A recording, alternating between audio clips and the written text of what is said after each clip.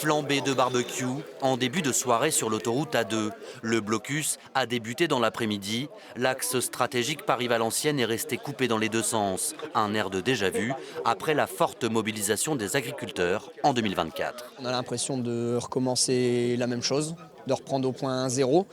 Et puis il y a un sentiment aussi qui est partagé par beaucoup d'entre nous, c'est que on a conscience qu'aujourd'hui on embête les gens qui n'ont rien demandé, qui sont partis travailler. Le problème c'est qu'aujourd'hui on ne sait plus comment faire pour se faire entendre.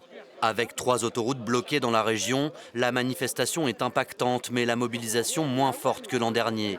Pas facile pour les agriculteurs de s'impliquer, l'activité étant intense en cette période dans leurs exploitations.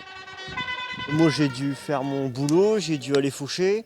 Et malheureusement en pleine période c'est compliqué de se libérer aussitôt. Donc on vient quand on peut.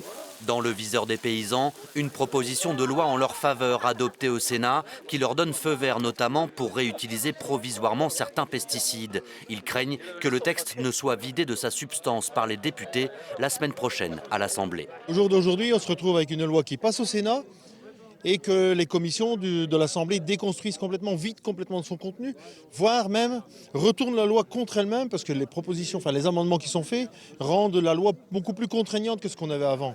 Les jeunes se mobilisent, mais les anciens aussi. J'ai mon petit plaid au cas où j'aurais froid. Philippe se prépare à passer la nuit dans son tracteur. On est là aussi pour les jeunes qui vont nous remplacer dans quelques années. Il y a de la détermination. Ah, il faut. Il faut parce que on est là aussi pour protéger notre consommateur français. Le texte de loi doit être débattu à partir du 26 mai à l'Assemblée. Les manifestants promettent de se faire entendre à nouveau, particulièrement dans la capitale.